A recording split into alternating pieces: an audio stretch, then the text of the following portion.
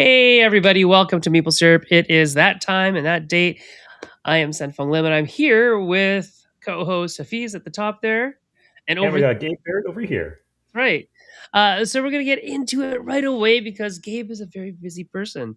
Gabe is, Gabe, why don't you tell us who you are?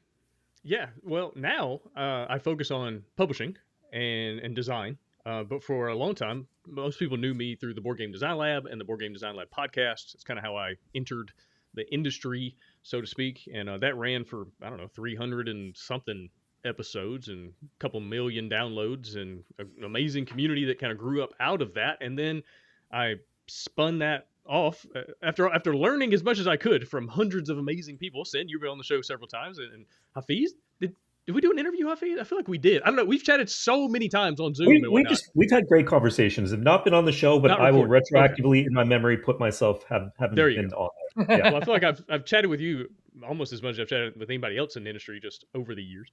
Lots of cool things that you've been working on. And I kind of took all that information and then was like, hey, let's do it myself and start a publishing company and see what happens. And for a long time, it was mediocre at best. And then I kind of cracked the code on my niche in the industry with Best with One games and really dove in, focused on solo, kind of small box, inexpensive games. And that has, in some ways, taken off. Definitely taken off compared to my other stuff before that. And now that's my full time job and designing and publishing and developing solo games for the solo community. So. That's amazing that there can be a job in that. Not discounting the job, but like that it's that particular demographic or subgroup of a culture is just ravenous for more games, right? Which is something to say about the power of games and maybe also the interest in these solo games. So before we get into your origin story, because we're here right now and we're talking about solo games, why do you think solo games are so powerful? Why do people like playing solo games? They could literally just pick up a video game and do almost the same thing. But what is it about a solo game that ticks so many boxes for so many people? Yeah, it's a great question. Something I pondered a lot. Side note, COVID really helped with that. Right, it's one of those like the pandemic created a Right. lot more solo gamers. Silver lining there, the pandemic really helped my company grow because of so many people couldn't go out to game night, they couldn't go experience games the way they used to, but they still wanted to play games. They didn't want to play a video game, or maybe they were already doing that, but they also wanted to disconnect, be offline, and still have that gaming kind of thing going on. And solo games are the just kind of perfect answer to that. It's helped that a lot of bigger publishers more and more have introduced solo modes. And I know Sen, you've designed several, like kind of the ins and outs of what that looks like on the 1 to 4 player games, and that's definitely Mhm. helped. And then other companies that were already doing it, like Van Ryder, Final Girl has made $1 zillion on Kickstarter. Like that brought in a lot of people, and at least got people to ask the question, would I enjoy this? Let me see. Let me buy this game and let me see if I like it. And then that brings them into the hobby. And as we all know, when someone enters into the hobby in general or just a certain niche of the hobby, they don't buy one game. They buy a bunch, right? It's not like I'm just going to buy one. It's not like a car. I'm going to buy one and drive it for 10 years. It's like, no, I'm going to buy one and I'm going to fill up my shelves with it, with more opportunities. And so that definitely has helped.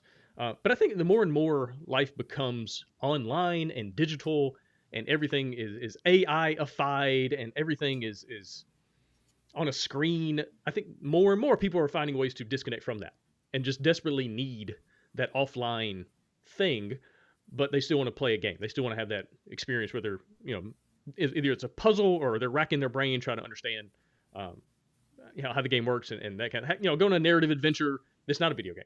Go on, do a puzzle that's, not on a controller, but it's, on the table. So all those things kind of coming together to create this really amazing community of people that are the solo gamers right now.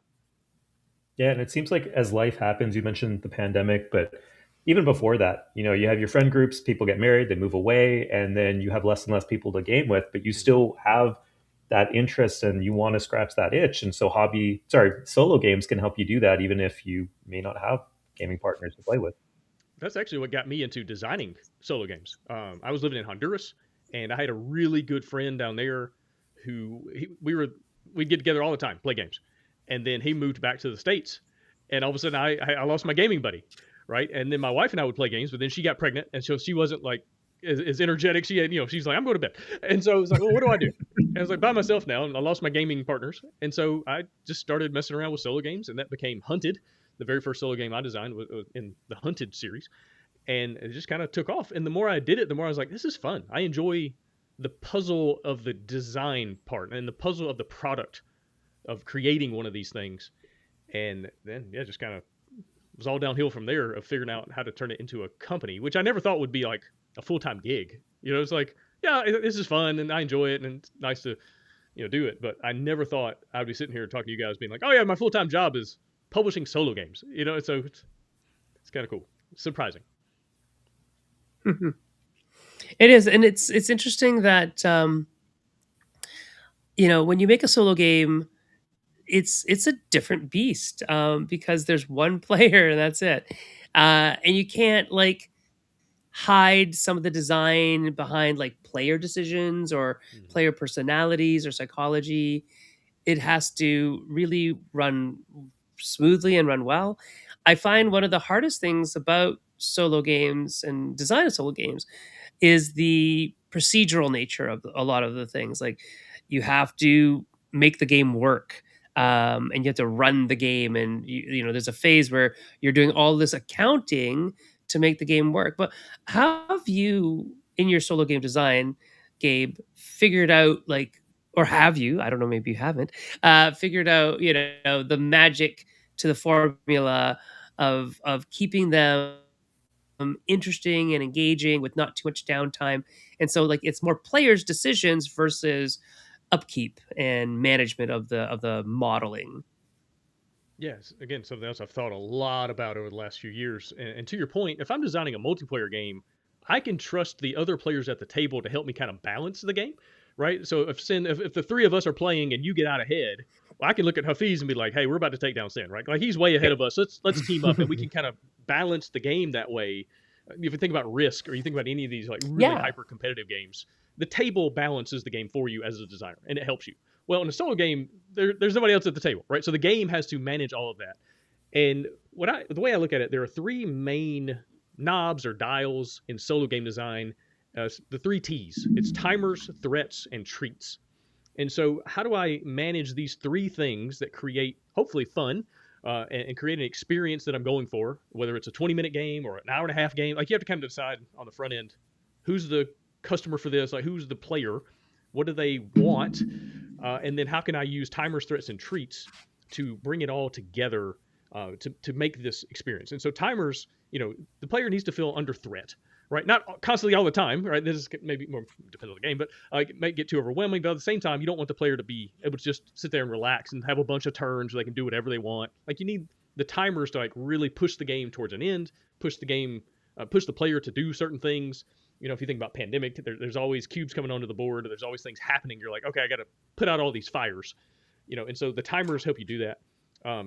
Threats, a timer can be a threat, but threats are another thing you can look at, whether it's, enemies in the dungeon, whether it's, if I'm going to play cards, but then if I play a really good card, it gives the AI some bonus or something like that. So you kind of put threats in there to, again, give the player something to think about, decisions to make, pushing the game towards an end. And then treats, it's that kind of balance of, all right, do I play a card that helps me win, like get victory points or something like that? Or do I play this card, gives me a cool weapon that then will hopefully help me win better or bigger? Or, it's like, what do I do now? That choice of the instant or the long-term, tactical versus strategic, whatever you're trying to do. But those are the three things I think about a lot in designing these games. But then also, narrative structure and what kind of game is it? Is it a Euro? Is it more of an adventure, roll a bunch of dice and see what happens type game? But yeah, that's kind of the terms I start with. And I'll write down in my notebook, the potential title of the game and who's the customer, all the different ideas I have for what this game could be. And I'll just go ahead and start writing out, like, what are the timers? What are the threats? What are the treats? How am I going to use these three things together to create this experience that I'm going for? You mentioned you write down the audience and the things that you're thinking for. The audience for solo games is probably looking for something very different from people who are buying family plus games, gateway games, party games. And so, how do you plan for an audience of one? Yeah, so solo gamers in general really like puzzles, right? And Mm, not that the game has to feel like a puzzle, but it needs to have some kind of puzzly nature to it. Now, combat can be a puzzle, right? I've been working on Robomon a lot, trying to get that game done, and so much of it, even in the combat, is if I do A, B happens. Well, if I do C, D happens, and it's a lot of like playing through it and trying to figure out the puzzle of it. And if you look at the games that uh, do really well in the solo community, Mage Knight is mm. it's a giant puzzle of like how do I get these cards to do the things I need them to do in this moment to win the game. Um, and so that's a big part of it. And just thinking through also time. You mentioned people why they become solo gamers. A lot of people become solo gamers because they can't go to game night because they just had a baby or something like and so now they've got 24 minutes to they're feeding a baby and they're thinking through this or they got one hand available and so thinking through what is the context of this person's going to be playing the game, um, depending on the nature of it. Now, if it's a 90-minute Euro, I'm not going to think in those terms. But if it's something kind of on the shorter end that's less brain burnery, the puzzle is a little bit easier to comprehend, then I'll think through how's this player going to be playing this game and how can I make that easier. Earlier in my publishing career, I did an in-hand game. It's like I don't think I'm doing do that again. It just makes it's just less accessible. We're going to do a reprint of that in-hand game, and it's going to be on the table. And we're kind of changing some parts of the design to make it just a little easier to play for people. The whole idea was, you could play this while standing in line at the movies. It's like, well, one, people don't go to movies anymore. Two, I've never done that. I don't know. I know some people do, but I've never seen one. Or I've never been a person that like plays a game in my hand, waiting in line at a movie. I just don't think that the market is very big for that kind of a game. And so thinking through that from a product standpoint and just a customer standpoint has been really, really helpful. And then also just the more you do it, the more you get to know your audience. I do a new game every month.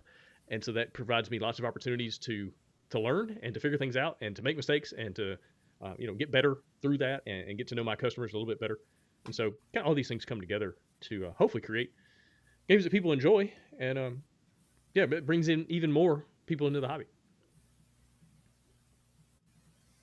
That's awesome. You you've talked about mistakes. You talked about learning through the process where you started and where you are right now, finding your niche.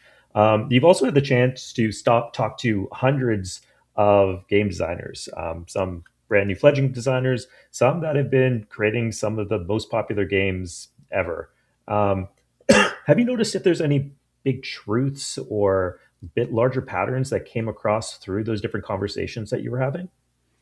Yeah, a lot of it applies just to creativity in general of, just start. Just do something. One is greater than zero, no matter how small that one may seem or it may feel. Just do anything. Jay Cormier, who you guys obviously know very well, the whole fail faster concept of just get into the fray and just see what happens. And, if I can fail faster than the people around me, then I can learn faster than them too. And I can be successful faster than them in theory, as long as I'm doing it intentionally. Now, if you get in there and fail and don't learn from it, then you're wasting your time. But if you get in there and fail and figure out why and what you can do better, then you're ahead of the curve. And so that's obviously a huge thing. Also, you kind of have to be a little bit naive, a little bit, maybe even arrogant or overconfident. Otherwise, Yeah, I can do this. Yeah, you have to believe you can, even though you probably shouldn't. Looking at some of the stuff I've done, if I had known when I started how big it was gonna be, and like how complicated, how challenging, how difficult.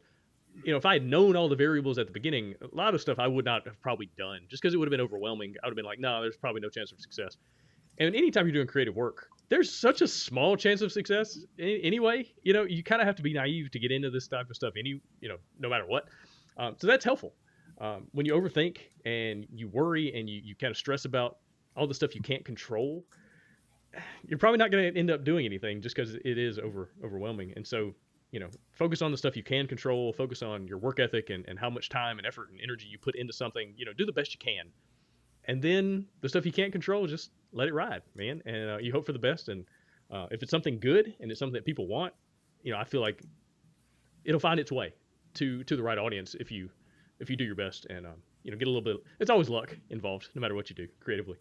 But yeah, just keep going, keep fighting, and yeah, be a little naive in the process. Yeah. And it's so funny because sometimes you don't know where the guardrails are, where you should be stopping. So because of the naivete, you're like, well, I'm going to try this one thing. And normally, if you had experience, you'd be like, oh, that's avoid that like the plague. Yeah. But then you might stumble across something. I remember watching a video essay on GoldenEye, and they just decided to throw in the multiplayer. They're like, okay, we'll just do this because they're a mod team, which is like, how difficult can it be? And they asked them the same question: would you sit down and do this again if you knew everything you gonna go through? And they all said no. But it's one of the best multiplayers out there Yeah. ever. Change the genre. Yeah. Yeah. Yeah, that's it, man. And have fun along the way too is another thing. I feel like, especially once you get into the business side of it, when it goes beyond just creative work, beyond just design, when you actually have to sit down and do accounting and the math and the marketing and like customer service, all that kind of stuff, a lot of the juice can be taken out of it, right? A lot of the fun gets taken out of it. And so, focusing on the things that you do enjoy, finding and hiring people that do the things you don't enjoy is also a huge thing once you're hopefully get to that level. Mm-hmm.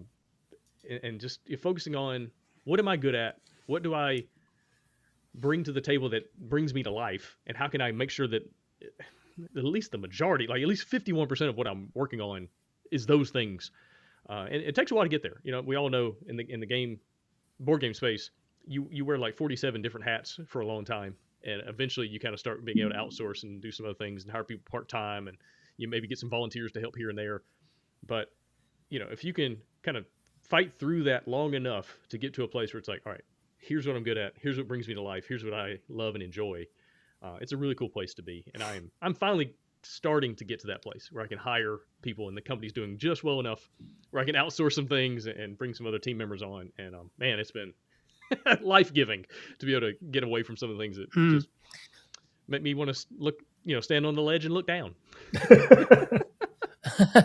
What is the first role that you outsourced?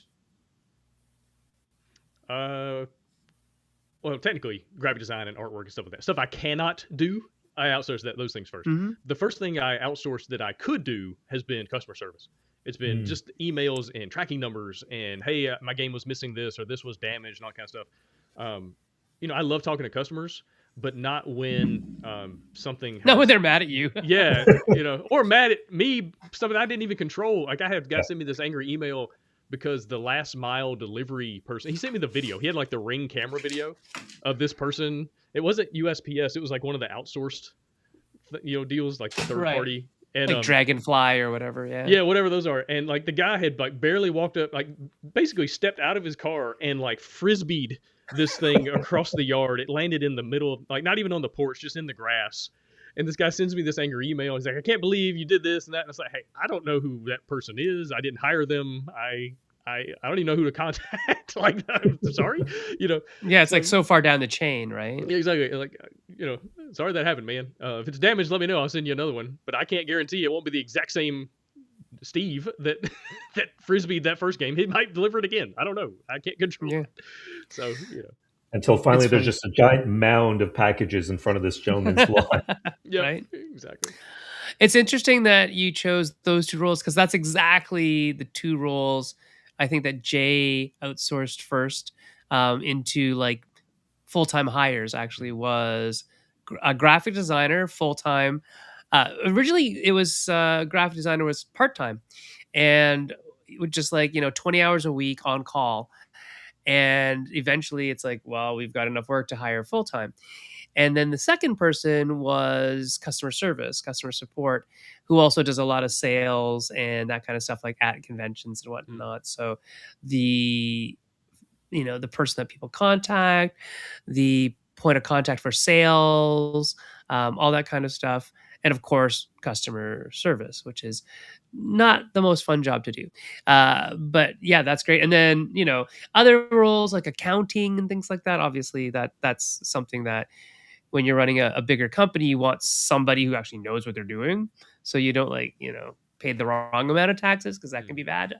So I hear, I don't know. Right. So all those things are very important. And in all of this, what did you learn from doing the business side of things that you never thought you would learn, or you that surprised you? Oh, that's interesting.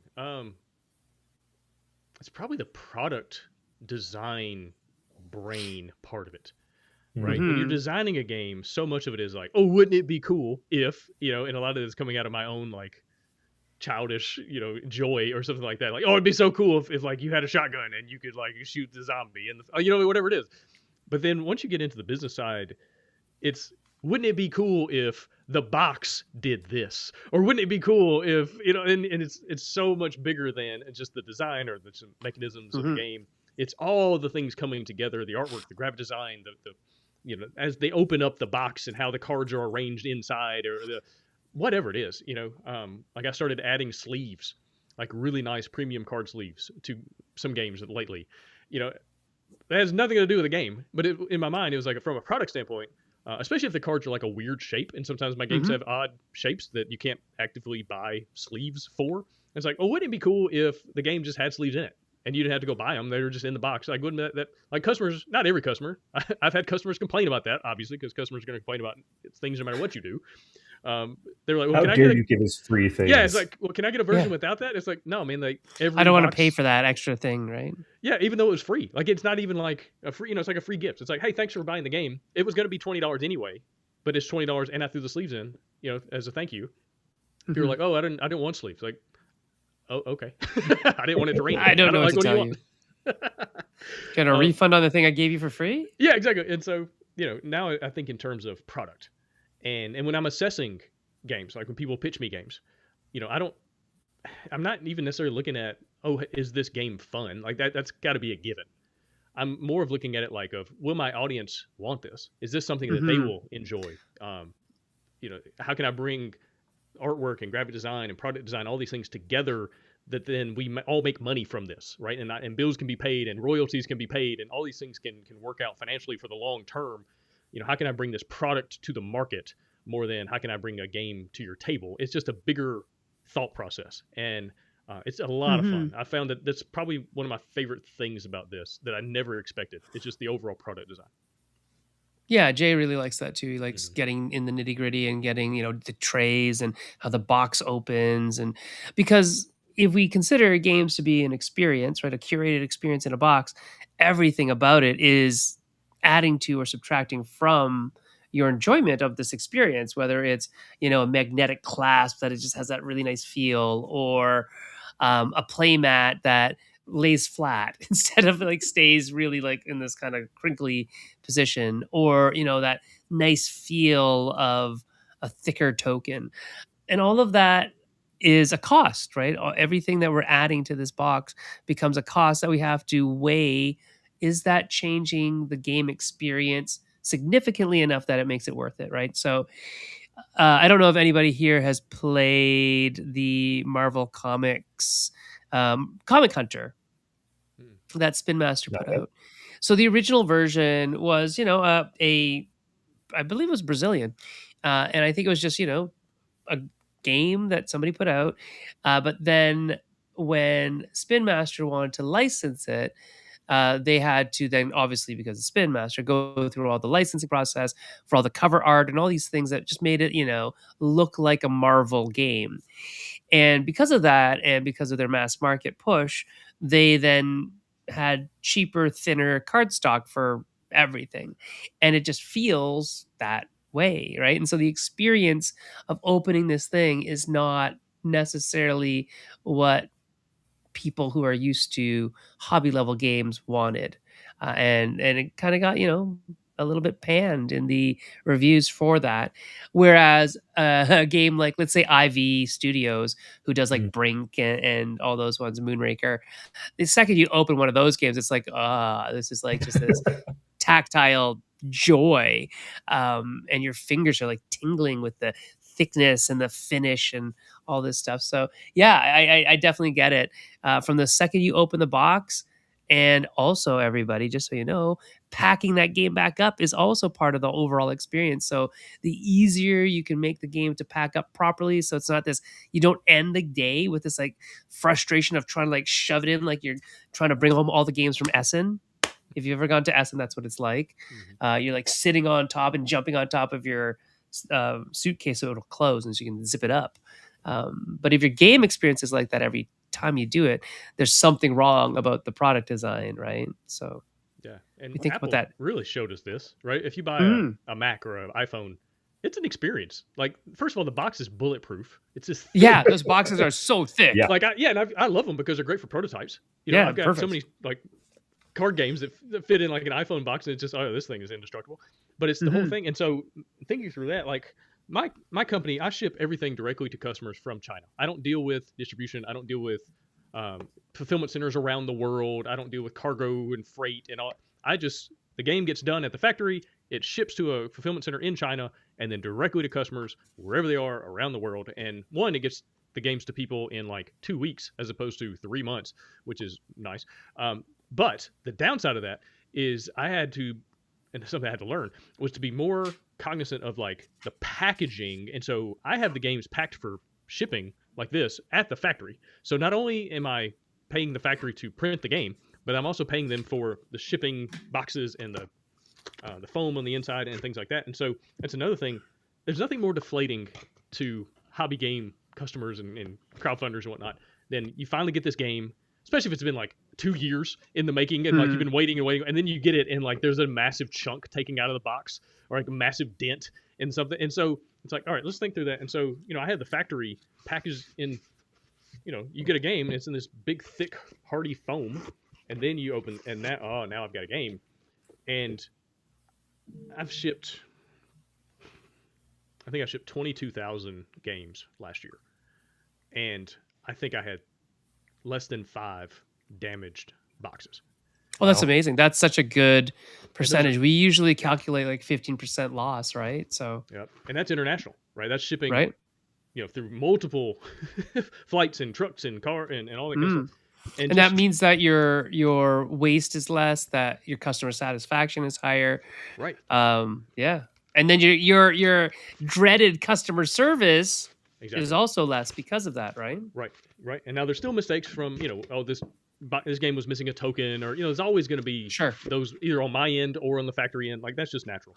But again, control what you can control. Well, I can control the shipping box and the foam, right? And also doing it this way is cheaper because the fulfillment company doesn't get the same, or at least they're not going to charge me the same rate for a box that I can get at the factory. And I can buy 10,000 boxes because it's all, you know, I have 2 game sizes, right? I have the big one and the small one.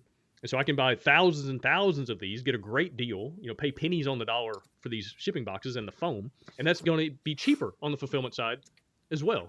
You know, and so there are all sorts of little things that you just kind of learn along the way of both packaging and you know, saving money and things like that. But again, it goes back to the full experience. And that's one thing I've told people that have, you know, reached out to me, like, how are you doing this? Well, control your packaging as much as you can. It's going to save you a lot of money and save you a lot of time and stress over the long haul. Mm-hmm. Yeah, and the experience, the box, all of it ties into this idea that we're looking at art. Like, so many people have games that they've never played before, but they have them on display because it just looks gorgeous. Or the experience that they go through by playing a game is what some people might experience if they go to a museum. And we were chatting right before we went live about, well, how does that look? Sorry, how does that look in the game development space? Because, you know, there's definitely a fine line between trying to create something that people are going to enjoy and creating something that you're hoping everyone enjoys, and then it just feels like consumption rather than creation. Yeah, definitely. You know, we were talking about how so much of today's mass media, mass creation, you know, entertainment, things like that, it's content. It's not art. It's content. It's, you know, consume product and get ready for next product. And, you know, as indie designers and you know, I think we all hope we get some mass market appeal at some point so we can cash a big check, and that's always nice and pays the bills and helps you, you know, pay off your debts and things like that. But, you know, we are able to take risks and do some things that the bigger companies can't, because, you know, if I have a flop, it's not as big. There's less zeros involved than if these bigger companies have a flop. I've got less overhead. I've got less employees. I don't have some office building I'm renting or something like that. I don't have I'm not going to a bunch of conventions this year. I'm going to spend hundreds of thousands of dollars. I can take risks and take chances, and so we can do some things that have more soul, right? We can do some things that are a little more unique that aren't going to appeal to all that many people, but the people it's going to appeal to, it's really going to appeal to them. Like this is going to be their favorite game, and I think that's what guys like us are going for. It's like I'm trying to make your favorite game, not just another game, game to be on your shelf and be like, oh, yeah, it's fine, and that's going to happen no matter what. But it's like, how do I create this experience for somebody that they're really truly going to love? And artwork is a big part of that, and figuring out the visual side, and that just goes back to crowdfunding though. It's something I've talked about a lot is understand when you're doing a crowdfunding campaign, people aren't buying your game. They're buying the idea of your game, right? Because they can't play it. Now, you might have a tabletop simulator mod and you might have a print and play. They can print out things like that. But in general, they're not going to be able to play the game that you're selling. So you have to sell them on the idea. And that becomes a visual thing and how it's presented and the videos that you put together and the way your page looks and the artwork and the graphic design, all that coming together. And so just understand that going in. But then you live up to the expectation on the back end when you finally do deliver. It needs to be good. It needs to be a good product and a fun game. So it's just a lot to think about. But it's a fun problem to solve. So yeah, and I mean you've been tackling this for a while. You even put out a book and a game, both called Find the Fun or Finding the Fun. And so can you tell us a little bit more about that? Yeah, so Find the Fun. The game was just a silly idea that I got. It's based on the Hunted series, and it's like, oh, what if we made a game about making games? And that was fun. But the book is basically what I wish I had received when I just started. It was kind of like a decade plus of game design and interviews on the podcast and talking to people and figuring things out, and just taking all that information, putting it in a book form that hopefully other people could use, right? To level them up, to get the lessons without the scars. And it was a lot of fun, and Find the Fun as an idea being, in my mind, a game is a fun engine where players put time in and get fun out, right? And that's the equation. And I want to make sure the time going in provides a good return on investment.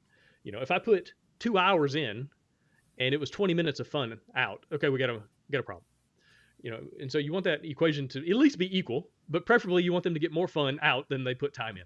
And how do I do that? And what does that look like? And so the book dives into all sorts of different things related to that, and design and development, and how everything comes together. And so yeah, anybody that's just starting out and curious about game design, or how do you level up, how do you figure things out? Yeah, it's on Amazon, and it's a lot of fun to put together. And yeah, hopefully people get to where I am faster than I got here, if that makes sense. Do you notice that there's a common mistake that maybe new designers make when they're trying to, say, add fun to a game that they're working on? Yeah, and people often think when they run into a problem, they need to add something, when often they need to take away. And I think it's just natural in all forms of creativity and art. A lot of times it's in what you cut. It's if you're writing a book, it's the sentences you get rid of. And when you're designing a game, it's the mechanisms you get rid of that make the game more accessible, more fun, faster to play, faster to set up, faster to take down, all those things. And so scope creep is real when you're young. When you're young in your design space, not so young in age. But figuring out is like, I need to get rid of, not add, is a tough thing because it hurts. It's like, oh, I spent so much time adding all these things in there, and now I got to get rid of half of them. It's like, you probably need to get rid of like 3/4 of them, actually. It's like, that's a tough thing because you feel like you've wasted a lot of time, when the truth is it's not wasted. You were just learning, right? And I think any time spent learning is not wasted. And so I think that's probably the number one thing. Everybody tries to make their magnus opus like as their very first game. They want this like massive experience. It's like, yeah, you probably need to design like an 18 card game as your first go round, but we don't ever do that. The like the cutting, the trimming of the fat, as it were, making things lean to the point where it's like this well-tuned machine that still has that little bit of soul. Like, you haven't cut that out of the game. I think that's the art of the craft of game design. Really, it is making sure that it still has soul while running very effectively and efficiently. Because sometimes you can design the soul right out of a game. You literally can. And then you can have a game with so much soul that will never hit the table because it's so clunky Mm. to get that realized. And I think, again, like I said, the real art of the science of game design is somehow managing both. And so, Gabe, how do you do that? What would you recommend for newer designers to focus on to get to a game where it is that kind of good balance between flow of the rules and the game loop, the play loop just runs well, versus the game still has a little bit of that little je ne sais quoi that makes it indelibly itself, right? That is an experience unlike another game. Yeah, I'll give you two examples. One in general, and then one that's more solo game specific. The general one is when you're putting a rule set together, every rule needs to justify its existence, right? Is this rule worth it, right? Or is this an edge case that is only going to happen once every 20 games, once every now and then, maybe once a game? Is it worth having this in the game at all? Versus the mental load I'm going to put on the players to have to remember this thing. Oh, we forgot, and now the game doesn't. Technically, I won, and you lost. Now we run into these issues because of something that probably didn't need to be in the game in general. So when you're running into edge cases and little errata type things, it's like, should it be there at all? Probably not. I remember. So I think we were talking earlier about Football U. That game originally had so much more in it, and the more I play tested it, the more I realized, like, well, this phase and this part of the round and this over here, they're fine. But I saw playtesters rushing through those things to get to other parts of the game. Yeah. Like, the fun part. Get to the fun part. Exactly. They're like, hey, let's get this thing going. Who cares? You know, and it's like, oh. And even though it made sense thematically, it made sense structurally to have these things in there, it wasn't the fun. And so, like, cut it. And as soon as I cut it, the game got so much better. And, you know, so I think that's part of it. And also, be willing to cut stuff just to see what happens. Cut stuff you love, and then just see if the game works. Because sometimes it will. Sometimes it's that whole murder your darlings kind of sentiment, right? Yeah, and you almost owe it to the game to just cut and see, like, run some tests and just see what happens if you got rid of X, Y, or Z, right? And if it makes the game worse, well, there's your answer. If it makes the game better, well, there's your answer. If it doesn't have any impact at all, well, maybe that's also your answer. And so, you know, you still got to put more time into it. So that's general. When it comes to solo stuff, anytime I see something in a game that kind of incentivizes the player to quote unquote cheat, it's like, well, does that need to be in the game? I'll give you some examples. So Robomon, you know, when you're playing Pokemon, which obviously Robomon is very much inspired by, there's a literal, like, human cost of time to do things. Like, if I want to go from one end of the map to the other, I have to hold down right and just wait X number of minutes to get my little character from here, from A to B. Like, I have to spend real human minutes to do that. Well, in a board game, all the player has to do is turn the page to the next map book. Like, the split second it takes to go from page 1 to page 25, if they want to. And so originally, I was trying to gate that, you know, content effectively by saying, I created this, like, little mini game, this little, like, travel mini game. You had to play this little mini game, and then you could travel to another area or something like that. And it was fine. It was fun for, like, the first couple times, but then players were like, oh, we got to do this again? Like, I'm just trying to go from map 4 to map 7. Like, I got to do this again? And it almost encourages players to be like, I did the minigame, and now I'm turning the page. So, from a rule standpoint, they're cheating, right? They're not doing what the game tells them they're supposed to do to get from this map to that map. They're, like, hand-waving it away. You know, and it's like, well, cut it out. Just get rid of it. If it incentivizes the player to cheat, and it's only fun to a certain extent, it's not adding enough to the game to justify its existence, it's gone. You know, and so I did that with a lot of things. I did that with combat. You know, in Pokemon, if all my Pokemon die in a battle, or, you know, faint in a battle, then the game automatically sends me to the Pokemon Center, and they're automatically, like, you know, revived back to full health. And then, you know, there's a certain human time cost, like a literal minute resource cost.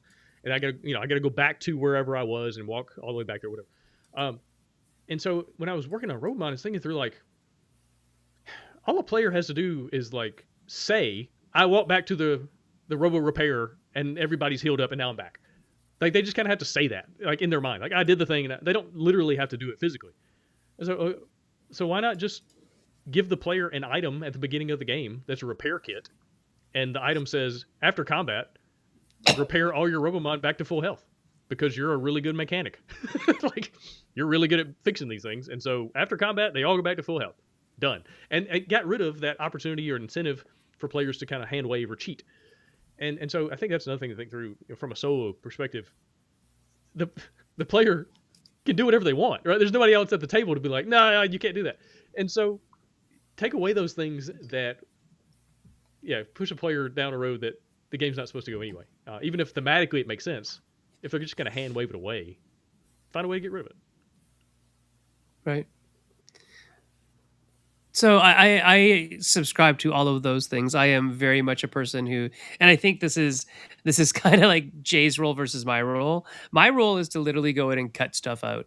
Like I am the person who's like, that's got to go, that's got to go, that's got to go. I don't want to write that rule. Like if I don't want to Right. write the rule, it's gone.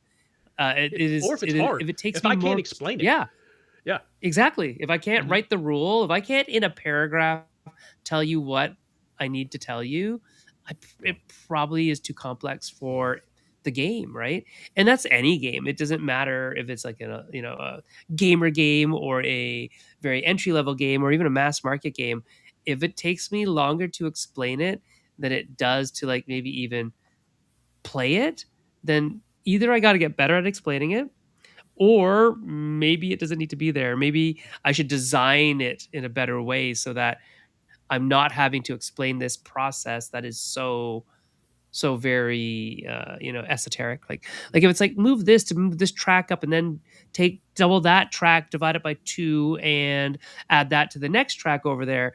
Like is that exactly required, or is it just draw this card and do what this card says? Like add 5 to this track, add -2 from that track. Could that be better? Could that be more interesting, or just as interesting, if not as precise, right? So we get so caught up in like simulationist modes that we forget that it's supposed to be fun. Everybody, these games are supposed to be fun. So cut stuff out as much as you can without again removing the soul, the kernel, the core of the game. And I think that is, like I said, where you become more like a sculptor, and that art part of it too, right? So what else? What else there, Gabe? If you're finding the fun in games, it sounds like we're cutting stuff around the fun. We're cutting the stuff around the fun out of there. Yeah, absolutely. And I've heard this kind of dichotomy in the past of like, are you an artist or are you a sculptor? Right? Do you start with a blank canvas and add paint layers, or are you a sculptor where you start with a big old piece of marble and then you hone it all the way down to the statue that you're trying to create? And I'm definitely the sculptor, right? It's like, all right, let's shotgun blast 47 ideas over here into this thing, and then let's cut out 39 of them and get down to this thing that it really needs to be. That has been my design space more often than the artist. Although now I think I'm gotten to a place where I start off with just a few things that don't need to be there. I think that's one thing you learn over time and you gain in wisdom and knowledge, and just being like, instead of 47, now I start with like 13 to get down to 9. And so that speeds things up a lot. And also just being able to help new designers as well. I've signed so many games from first time designers and new people coming into the design space, and just being able to look at their game and go, hey, trust me on this, cut this, that, and that. And I'll explain why and all that. But they're like, oh, I never thought about that. It's like, yeah, once you get to playtest number 74, you were going to find this. And I've been there, and I've done that over and over again. And so again, helping people to get the lessons without the scars. Like, here's the pit. Here, don't fall in it. Here's the bridge over it. Let's just go ahead and build the bridge. You don't got to worry about falling in. And it's been really nice. And but at the same time, I really enjoy working with new designers because again, they're naive. They don't know what they don't know. They're not like stuck on, well, you can't do that. And I was like, well, why not? Why not? Let's have some fun. Let's see if you can do it.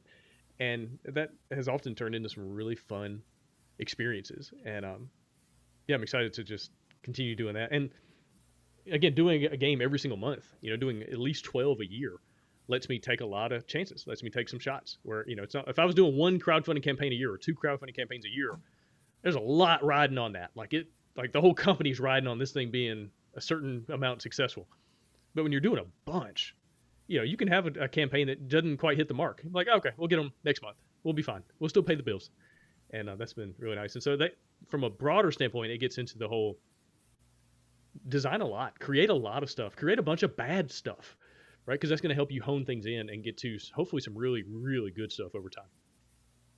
Yeah, the Chuck Jones, the animator that worked for Warner Brothers and did like Roadrunner and all these other things, he talked about when talking to art students that you have 1,000 bad drawings in you, so it's better to get them all out now, and then Yeah. you can move towards some of the better ones. On that note, Yeah, do you think I don't think designers? he's wrong. Yeah, and do you think designers should try designing different kinds of games? So you mentioned don't start with your magnus opus, do an 18 card game. Do you think everyone should try and design a solo game to see what you can learn from those restraints and how you can apply them in maybe other kinds of games that you want to design? Yeah, for sure. Real quick though, and Hafiz, since you're a basketball guy, I think Steph Curry was talking Yeah. about like before a game, he's trying to get all his misses out. Like he'll, Mm, and taking a bunch of shots pregame and like let's get all the misses out. When I was playing football, before a game, I would go out there and a little warm up, whatever. I would always drop the first one on purpose. It's like just to get the drop out of the way. That way it's out of here. Nothing but yeah, catches from pressure's here off. on out. And but as far as designing solo games, yeah, I recommend it just to see how it feels. Again, you might do it and really love it. That's what happened to me. I designed one and it was like, oh, this is fun, and I kind of good at it. And I kind of see how this magic works. And it's also nice because you don't need to go find a bunch of playtesters. You can just playtest it yourself over and over again. And so there's other skills you're learning in the process beyond just design. And so that can be really, really helpful. Also, if you design multiplayer games and you want to create solo modes, designing a straight up solo game is a really good practice for that. And understanding, although there's some key differences, but yeah, just give it a shot. Design all sorts of stuff. And same thing with writers. Write all sorts of genre, write all sorts of weird things, write short stories, write novellas, write poems, write haikus, write all these things. Just flex the muscle. When I go into the weight room, I don't just do bench press. I do all sorts of stuff, right? Because I'm trying to hit muscles from all sorts of different angles. Well, your creativity is also a muscle. And so hitting it from different angles strengthens it. It helps you, get better, to figure things out, figure out what you love. And so, yeah, go for it. Yeah, the English teacher in you is creeping out a little bit on that last example. Yeah, that's it, man. That's it. Just try it. And worst comes to worst, you learn something. You might learn you hate it. Well, that's still time well spent to go, I don't like that. It's just as valuable to figure out what you don't enjoy, what you're not good at, as it is valuable to find out what you do enjoy, what you are good at. So all those things come together for good.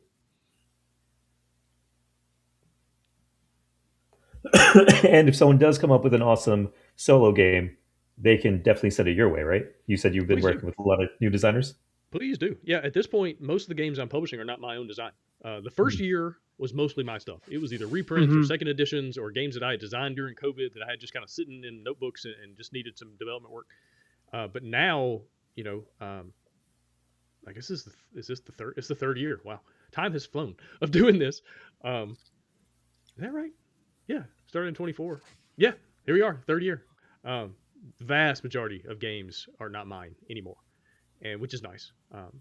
Just one, the amount of time you can exponentially get back, right? Just because instead of me having to spend so much time designing and playtesting all this stuff, now we got all these other projects in the works from other people, and they're putting their time and effort in, and we're all coming together, to create some really cool things. It's really, really helpful for everybody. But yeah, bestwithone.com. There's a submission form on the contact page. And I've also got a wish list. Like I've got a whole hey, these are the games I want to design or I wish I could play. I don't have time, so somebody else design them and I'll publish them if they're really good.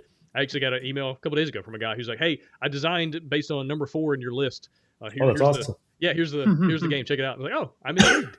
So I wish more publishers would do that. Just let people know what you're looking for. Let people know the kind of games that you want to see out into the in the world, and give people a little bit of direction.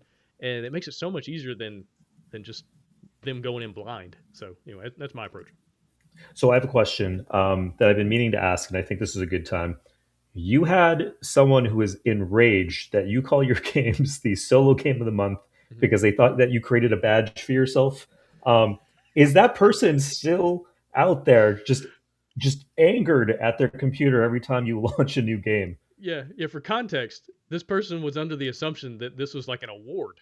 Like this was the best solo game of the month. Like the Dice Tower would do their top 10 list. The 10 best game. They thought I was doing something like that, and it's like, no, man, it's just I do a game every month. It's it's a solo game. It's not that my deep. solo game of the month. Yeah, don't overthink it.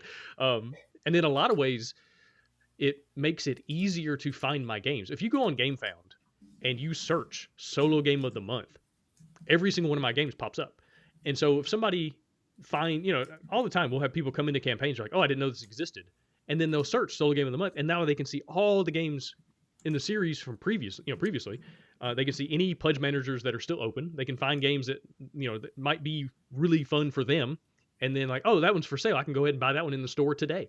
And so, from a marketing standpoint and a findability standpoint, it just makes a lot of sense. If you got a game in a series, well, make sure that series title is really easy to search, and then people can find all the previous stuff when they, come into your sphere. So, it just makes sense overall. Yeah, and there's a trust level there too. It's like, oh, Gabe has put out consistently a game a month, and it's been arriving to people, and they've been playing them. And so if I back a game in the Game of the Month series, I know that I'm going to get something cool at my doorstep or the lawn, depending if that one guy's the delivery guy. Every month. Yep, exactly. Because from a branding standpoint, so many again, it gets back to the product design. When you have, I think Leader Games is a great example of this. When you see a Leader game on the shelf, you don't have to see their logo to know which one of theirs, right? Because the artwork and the graphic design, everything comes together. You go, I know what that is. And so I think it makes a lot of sense for companies to do this if you can. Not every company can, and it doesn't make sense for every company. But all my games come in there's only 2 box sizes. That's all I'm doing. I've got the same artist doing a lot of the games nowadays. Same graphic designer working on everything, and it just creates this cohesiveness that hopefully when someone sees a game on a shelf, they immediately know it's one of mine. And also, it's got the little solo game of the month badge, right? It does have a right there, solo game of the month, automatically. So anyway, my thoughts on again from a product branding space. Can you give us sorry, can you give us a bit of a sneak peek as to some of the other things that you have slotted for later on this year? So this is one I'm really excited about. And this is actually my company getting to a point where I do more than just solo game of the month. We have a new box size. This won't be crowdfunding. This will be direct to retail, direct to my online store. But I got a game called Awaken the Ancients coming. This is the production copy. So right now it's in like the packing stage, and they're putting it all together. The game's done. It should be available for sale. Probably either end of the month or early April. It'll be on the website. But this is a game by Greg Jewell, and I'm a big fan of Greg's. And he had this like Mancala, really fun game where you're moving these tokens around, this like Mancala mechanism and turning cards over. And so it's a fun little puzzle, and has like a cool campaign and all these different scenarios you can do. So we're excited about this game specifically, but also branching out into doing more than just one campaign a month, solo game of the month, into doing more solo games that are different, right? And as I was talking about before, this game, I've already got it sleeved. Comes with the cards, and it comes with the card sleeves. You have to sleeve it yourself, but anyway. And again, doing little product things. Lots of fun things in the works right now. I've got some more games from Joe Clipful coming here soon. He's got a massive backlog of solo games that he's designed over the years, and so we're working on polishing some of those up and repackaging them and retheming and doing things like that to bring them to life. So I guess the thing I'm excited about the most is not only just the one campaign a month, got some cool stuff coming with that, but also just branching out and being able to do other things that still serve the solo community in some fun ways. That's awesome. Yeah, we had Joe Slack on a few weeks ago, and he was talking about Move Nights and how we put that together for you. And the art on that looks super cool, the pixelated art that you guys were able to... the video game style. That's one that game came out, I guess it's January, a couple months ago at this point. And it's a fun little game. And that was, Joe being Joe, designing a really fun puzzle, like a literal puzzle game, not just puzzly in nature, but like an actual, not jigsaw, but like very puzzle style game. And he did a great job with that. Right. In all of this, I think you've talked about working with other people, whether it's the customer service person that you hired, the graphic designers you work with, other designers, manufacturers. What do you think you've learned that you can share with other people about how to work with other people in this industry? What are some tips and tricks? Yeah, that's a good question. One thing I've found a lot of success with is when you find someone really good at their job, let them do the daggum job. Like, I am not a micromanager. When I bring people in, I tell them, hey, I'm going to give you the vision and like where I want to go with this. And I'm hiring you because I think you can get us there. And I I don't need to micromanage. You don't have to run every decision by me. You know, I'm bringing you in because I trust your judgment. I had a guy call me earlier today. He's like, hey, I did this, I set up this and set up that. Is that all right? It's like, yeah, man, that's like why I hired you. Like, what do we, you're good. You don't need my approval for that. Like, we're good to go. And so find great people and then just do what it takes to keep working with them, because it's hard to find good people. And you know, whether they're artists or you know, in marketing or manufacturing, whatever it is, you know, I use the same factory for everything at this point. You know, I get emails constantly from other factories. You're like, hey, are you in? No, I don't know. I have found who I want to use for production, for fulfillment, for all sorts of different things. And so that's done. I'm not like here to entertain other things and try that. Like, even if I could save a little bit of money here, it's like, it's not worth it.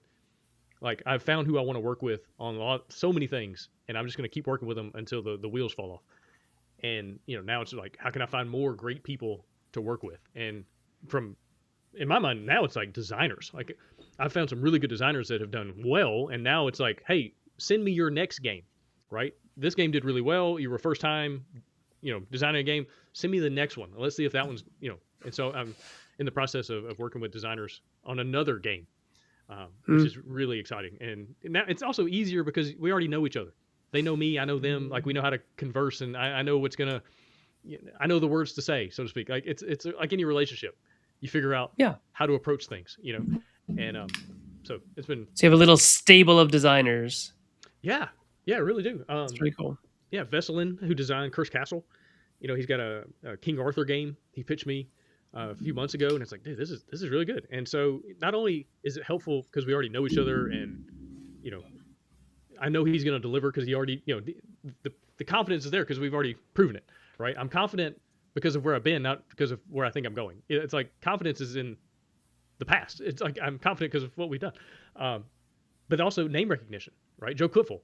So many people buy his games because of the name on the box. They're like, oh, I like the last 3 or 4. I'm probably going to like this next one, you know. And so it brings a certain amount of trust from a customer standpoint. It's like, well, that designer's game was fun. You know, the one that's on my shelf already, that was fun. So I'm going to go ahead and assume this next one's going to be fun too. Very cool. Hafiz, is there anything else you wanted to ask Gabe while we have him on the hot spot? There's so many things that we could just chat with Gabe about, but I see that we are getting close to the end of the hour. So we do normally ask people to end off with some wisdomous words. You've given us lots of wisdomous words, though. But any advice that you would give out to anyone who's just watching this now or down the line? Doesn't have to be about board games. It could be about anything. But yeah, you mentioned, you know, building those bridges so people don't fall into the into the pit that, you know, you may have gone through yourself. So now I'm rambling. I'm just going to toss it to you. No, it's all good, man. So I'll give you some advice based on baseball. It's baseball season. You know, the World Baseball Classic just wrapped up. Venezuela brought it home. My guy Ronald Acuna Jr., the Atlanta Brave, led his team to victory there. And I'm coaching baseball, my son's baseball team, and got a young man on that team who he's good. He's a good player. He's very good in the field, but he went through this slump where he could not hit a ball. He couldn't even touch a ball with a bat. And he went from hitting the ball to the fence to striking out over and over and over again. And it was eating him up. You know, he struck out, you know, he went 0 for 3 in a game, and he's just crying after the game. And it's like, first of all, I'm glad that you care. I'm glad that it bothers you that you're not performing at the level that you know you're capable of. And so, you know, we did some extra practices, and his dad was talking to me like, hey, because something's just wrong with his swing. He's like, he went from being able to hit the crush a ball to like his swing got messed up, and now he's missing everything. And this last game, he went 3 for 3, drove a bunch of runs in, was one of the main reasons we won the game. And after the game, I told him how proud of him I was, not because he got a bunch of hits, but because he kept working, because the hard work was paying off. And I think that's the thing is finding ways to reward people around you, reward yourself, not because of the results, but because of the things you could control going in. You know, I can't control the scoreboard, especially in baseball. The ball is going to do what it wants to do. All I can do is get up to bat and hit it hard, and then let the ball take care of itself, right? And so everything that it takes for me to get in that position, to see a ball, connect with my bat, and hit it as hard as I can out into the field, and then let the baseball gods take it from there, right? Whether it goes over the fence or whether it bounces off a base, you know, whether it goes right into the shortstop's glove, I hit it 200 miles an hour, but it, hit him right in the glove. I can't control that. And so in creativity, it's the same thing. Do the best you can. Like when you get done with a project, knowing that it's as good as it can be, right? You put everything into it. You did all the testing. You did all the stuff that you can control to the best of your ability. That's good enough. That's the reward already. You are successful. That is success in and of itself. Now, will that create monetary success? I don't know.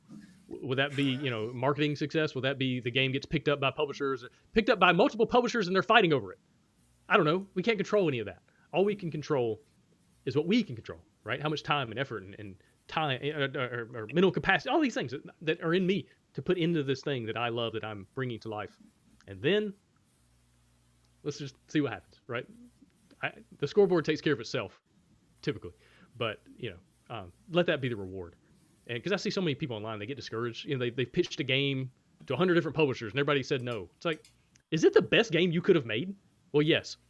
Then you've already been successful. Like, don't put your success or your self-esteem or how you feel about your creative work in the hands of people that you don't even know, in the hands of people that have nothing to do with anything in your life. The reward is itself, is in and of itself, like what you've already created. If you feel good about that, then you're good to go. So that'd be my main advice for creative folks. Have fun, and do the best you can, and let that be it. Well, excellent. That is really good advice from the one, the only Gabe Barrett. So we're getting off the show just like we normally do. We'll tell you where to find us. You can chat with me on Blue Sky at Senfeng Lim. Hafiz, where are you at? I'm on the gram at Printdrink Games. And Gabe, how about you? I avoid social media at all costs these days, but I'm in Discord. There's a Best with One Discord. I hang out there a lot. Game Found comments. Okay. I avoid those a lot too. But I don't think. And you have your website, Best with One. Yeah, website bestwithone.com. Email Gabe at bestwithone.com. When I got off social media, like I still have profiles. I didn't like delete everything, but I find it so much more rewarding to talk to people one-on-one these days through email or over Zoom or things like that. And so that's one thing I've found over the last couple of years of just disconnecting from social media and reconnecting with one-on-one human interaction has been really, really good. That's my advice in general for creative folks. It's like, social media, man, it is. Oh yeah, it's like reinvigorating to see people in person, right? Yeah, right. Or even just interact through email, one-on-one, right? Not in public, not where I got to worry about likes and comments and detractors and people disagreeing. Like, I don't care about your opinion, random person from high school. So anyway. Mm-hmm. Yeah, really good. And you can help keep the lights on here at patreon.com/meeplesyrup. Other than that, next week, what do we got coming up next week there, Hafiz? We have Scott Kelly from BS Games. So that's Bill and Scott. Scott's actually going to be doing, I believe, a session at Breakout Con this weekend for Game Design 101. And Sen, you were doing a session for Game Design 201, if I'm not mistaken.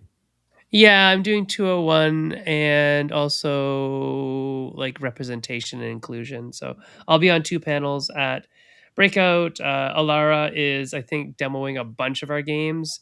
She's a special guest this weekend. So Breakout Con in Toronto, Ontario, Canada. I was just at TCTC, Terminal City Tabletop Convention in Vancouver. It was lovely and wonderful. I was a judge for the Golden Arbutus. Shouts out to Mark Kelly, who won the award for the best design at the con.